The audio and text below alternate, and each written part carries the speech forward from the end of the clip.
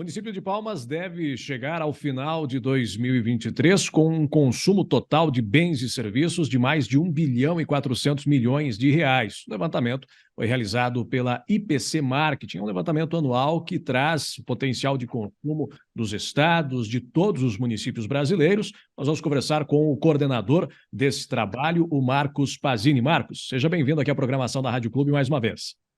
Ok, muito obrigado, Guilherme. Bom, Marcos, de maneira geral, como é que deve fechar aí o consumo da população brasileira nesse ano de 2023?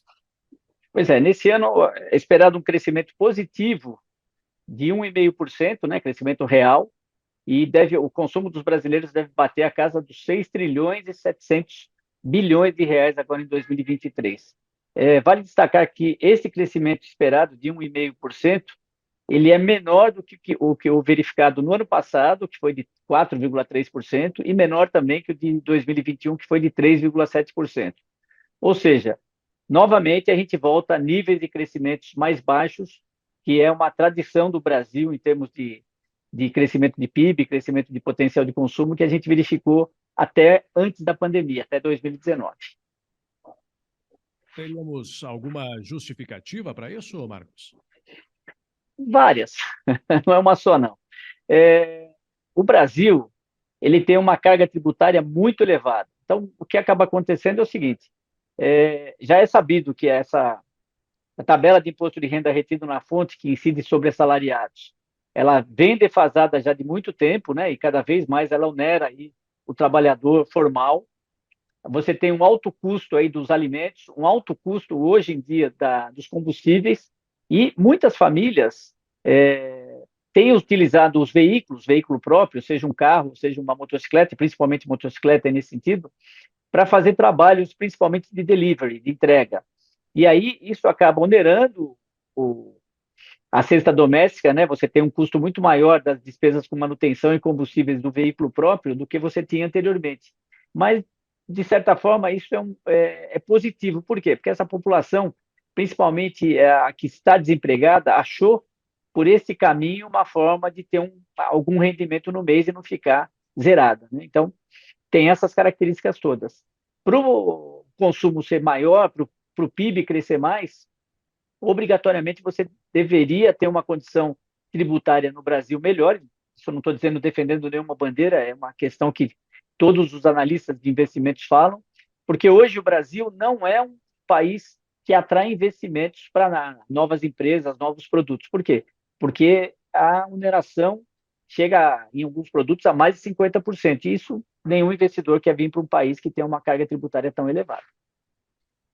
Questão dos transportes, Marcos, há várias cidades brasileiras que começam a adotar a oferta do transporte público gratuito a toda a população. Palmas, por exemplo, já há algum tempo passou a adotar esse programa. Grandes cidades começam a discutir isso, né? Uhum. Capital aí do estado de São Paulo, né, começa a colocar essa discussão de uma forma mais efetiva. Esse ponto aí, por exemplo, do transporte público gratuito, isso começa a ser levado em consideração também nos cálculos do IPC? Sim, nós levamos em consideração os hábitos de consumo da população de cada município brasileiro.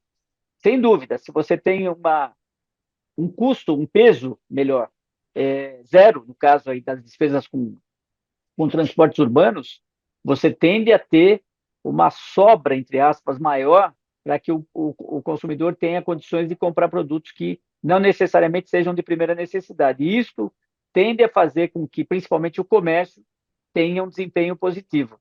Se você analisar o potencial de consumo de Palmas entre 2022 e 2023, você percebe que houve um crescimento real, aliás, de 6,27%. Como é que eu faço essa conta? Eu divido a participação de Palmas no consumo brasileiro, que é o indicador IPC-MEPS que você tem no estudo, do ano passado pelo IPC-MEPS desse ano. E aí você avalia essa variação. Esse crescimento real de 6,27%, ele, vamos dizer assim, ele vai contra o que está acontecendo na maioria das cidades do interior. Por quê? Porque nós tivemos, de 2022 para 2023, uma participação maior das regiões metropolitanas das capitais, incluindo capitais e os municípios próximos. Isso é uma contingência ainda que nós herdamos da pandemia. Acompanha comigo e veja se eu estou muito errado no meu raciocínio. Nós tivemos, em 2020, aquela questão de fique em casa, o home office foi obrigatório e muitas empresas se acertaram nesse sentido, deram ajuda para os colaboradores, computadores, pagaram internet e tudo mais, mas de repente isso criou um novo lifestyle de trabalho. Então, muitas empresas passaram a adotar o home office em tempo integral, principalmente para quem trabalha na área de TI, na área de informática, ou então alguns dias da semana, mesclando aí parte de equipe que vai de segunda, parte da equipe que vai de terça, se acertaram. Isso exigiu instalações menores. Houve em 2020 e 2021 um esvaziamento de grandes espaços nas capitais e municípios próximos, nas regiões metropolitanas. O que acontece? Lei da oferta e procura. Se você tem uma menor oferta, o preço do aluguel, principalmente por metro quadrado, cai. E aí, muitos imóveis passaram a ficar vazios. O comércio fechou e tudo isso. Nesse momento, você percebe novamente o interesse das empresas em fazer locação desses imóveis por um valor menor do que era em 2019, 2020. E esse movimento foi que fez com que as cidades ao redor das capitais tivessem um desempenho melhor, entendeu? Por isso que eu digo que Palmas vai ao contrário disso, porque esses municípios do interior, via de regra, tiveram perda de participação do ano passado para esse ano. E Palmas vai contra esse movimento aí, o que é muito bom e deve ser, obviamente, reflexo dessa política de zero de tarifa de transporte público aí na cidade. Além, né, do comércio, que outros setores a gente poderia destacar aí, né, dentro dos hábitos de consumo da população que tiveram um bom desempenho ou que terão um bom desempenho até o final desse ano? Olha, eu já disse, né, as despesas com veículo próprio tiveram um aumento significativo. Agora, você tem, via de regra do brasileiro, despesas que são consideradas básicas. Então, por exemplo, as despesas com habitação, que envolve tanto o pagamento de aluguel como das contas da casa, né, contas de energia elétrica, de água, esgoto, de internet, elas têm uma participação relevante. Depois você tem alimentos e bebidas também, que tem uma participação forte, e aí vão as demais despesas ali que não são tão de primeira necessidade, que de repente tem um peso menor no orçamento doméstico da população. Enfim, é o padrão de consumo do brasileiro já de alguns anos, que por conta desses crescimentos baixos, a gente não consegue reverter, e o ideal seria que essas despesas básicas tivessem um peso menor no orçamento doméstico, para que o consumidor, com uma taxa de juros vamos dizer assim, menor do que existe hoje, tivesse condições de ir ao consumo de forma mais efetiva, e isso ajudaria em muito o crescimento do consumo aí de um ano para o outro. Voltando à questão de transportes, Marcos, temos aí visto essas discussões em torno dos combustíveis, né? No ano passado, Uhum. aquela retirada de impostos federais, o zeramento do ICMS, que é o imposto estadual. Agora foi fixado aquele ICMS único para todos os estados, o que aqui no Paraná ocasionou no aumento do preço da gasolina. Agora, em julho, volta a incidência de impostos federais sobre os combustíveis, mesmo com a Petrobras anunciando algumas reduções pontuais no preço da gasolina.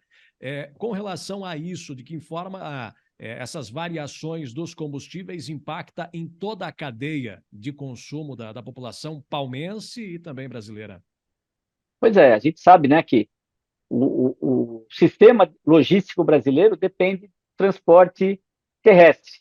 E aí você vê quem sai, aí por exemplo, sair de Palmas, pegar qualquer estrada para você se deslocar em direção a Curitiba, por exemplo, você vai perceber que muitas vezes você encontra muito mais caminhões do que veículos de passeio, tá certo? Muitos caminhões pequenos, muitas vans e caminhões grandes fazendo essa distribuição.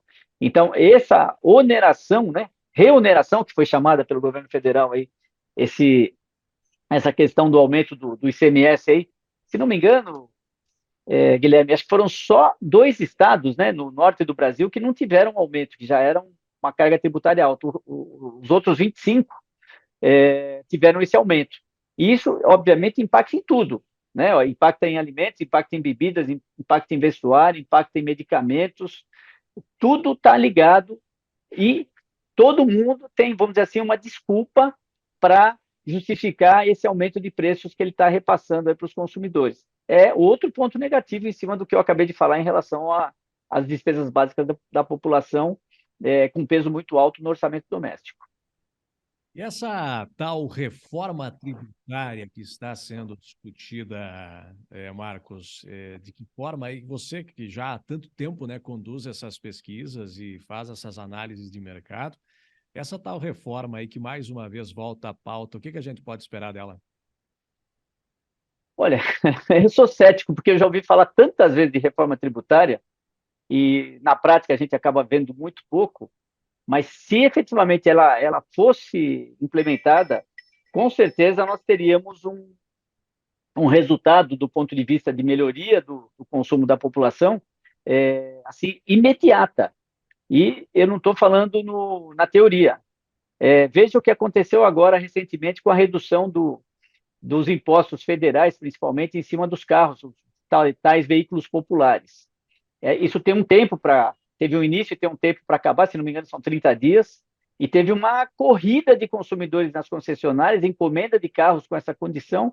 Ou seja, quando o governo ele abre mão de receber esses impostos imediatamente, ele acaba gerando, né, um movimento positivo, um círculo virtuoso, vamos dizer assim, que daqui a pouco ele vai receber esses impostos de volta. Por quê? Porque ele vai ter uma produção maior, vai ter mais pessoas assalariadas, vai poder arrecadar mais imposto de renda retido na fonte. Enfim, seria a solução para que o Brasil efetivamente saísse dessa questão do país emergente, do país com grande potencial de crescer, tem condições é, climáticas muito melhor do que a maioria dos países do mundo, mas a gente não consegue alçar grandes voos de crescimento por conta dessa alta incidência de impostos, né? Não vou falar que isso é positivo ou negativo, porque o governo federal, principalmente, depende disso. Agora, alguns exercícios que a gente já viu acontecendo, a gente viu que a população responde rapidamente e aquele mercado que foi, entre aspas,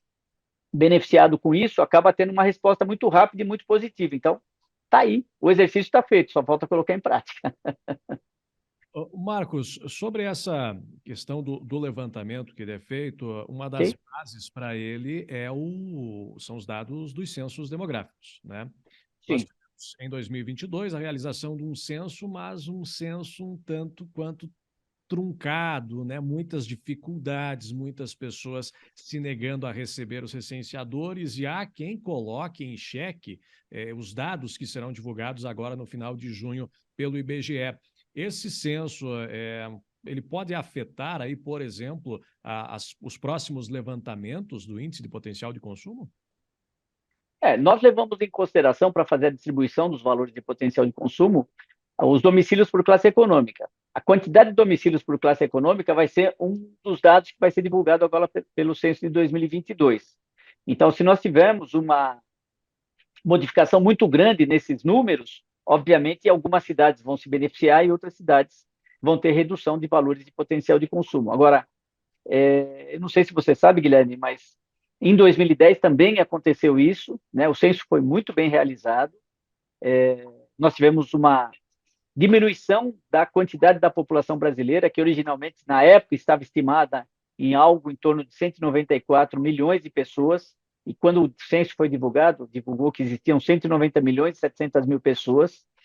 Você imagina a gente que trabalha com esses números, tivemos que reeditar o estudo em 2010, mandar essa atualização para os clientes, fizemos todos os cálculos depois em 2011, 2012, 2013, levando em consideração os resultados reais do censo, porque, na minha opinião, quando você vai lá e conta, não pode ter erro, né? A margem de erro em estatística é quando você faz estimativas. Quando você faz uma contagem, um censo, não tem erro.